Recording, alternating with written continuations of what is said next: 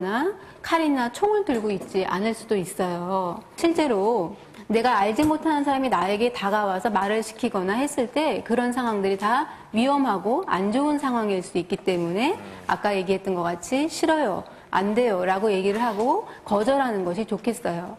따라서 평소 부모들은 자녀들에게 단순히 낯선 사람을 경계하라고 가르치기보다 아이들을 유인해내는 범죄자들의 얼굴은 험상궂게 생길 수도 있고 오히려 호감을 주며 접근할 수도 있다는 사실을 충분히 인지시켜주는 것이 중요합니다. 지금까지 개학철에 자주 발생하는 어린이 교통사고와 아동 유인 범죄에 대해 살펴봤는데요. 어린이 안전사고를 예방하기 위해서는 공통적으로 아이들이 오랫동안 기억하고 실천할 수 있도록 구체적인 위험 상황과 그에 따른 대처법을 반복적으로 가르쳐주는 것이 좋고, 등하굣길 교통사고 예방을 위해 아무리 강조해도 지나치지 않은 세 가지 습관. 하나, 신호가 바뀌어도 바로 건너가지 말고 잠시 멈춰서 주위를 살펴라. 둘, 운전자의 눈을 마주치고 차가 멈추는지 확인하라.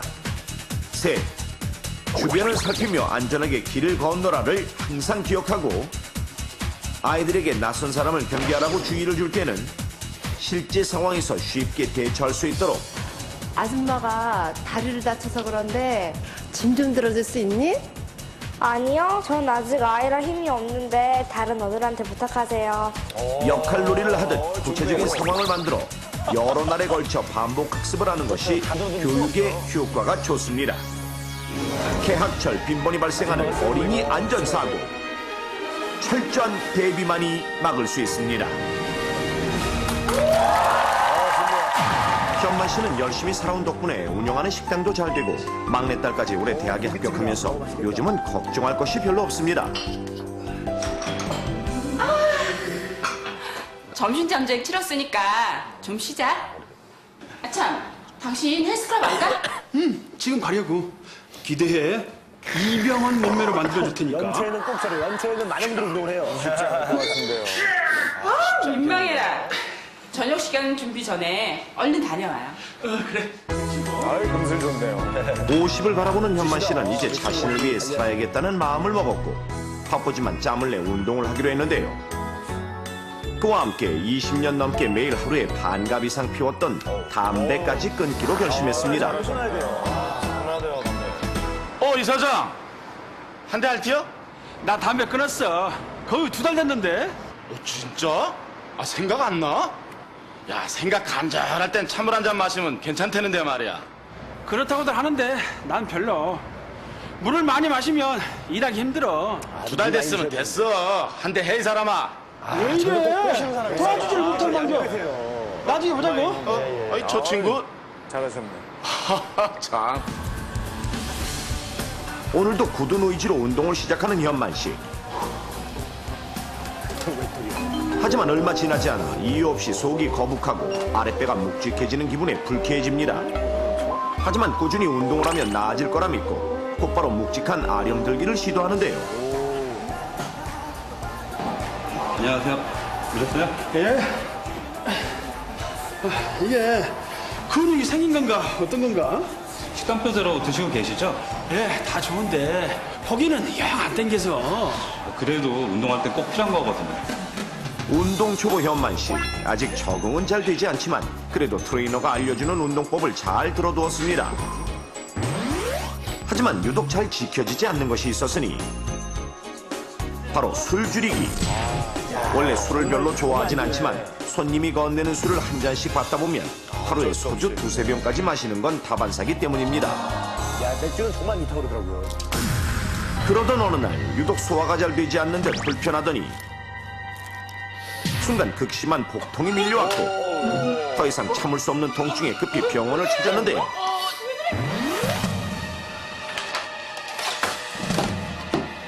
탈장입니다. 탈장입니다.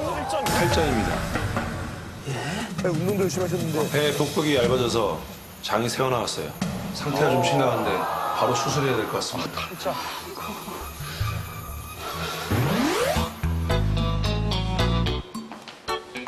취업난을 뚫고 작은 제약회사의 영업사원으로 일한 지 이제 4년을 조금 넘긴 지훈 씨. 오늘도 새벽까지 이어진 바이어와의 술자리 후유증으로 괴롭기만 합니다. 결국 회사에 늦어버린 지훈 씨의 등 뒤로 상사의 못마땅한 눈길이 꽂혔지만 그런 것에 신경 쓸 기운조차 없습니다. 야, 지훈아. 아, 왜? 몇 시에 끝났냐? 2시 넘은 것까진 기억이 나는데. 너도 만만치 않구나. 6시간 이상 잡은 게 언젠지 기억도 안 난다. 우리 일이다 그렇지 뭐. 결국 상사의 눈치도 피할 겸 피곤한 지훈 씨와 동료는 흡연실로 내려왔는데요.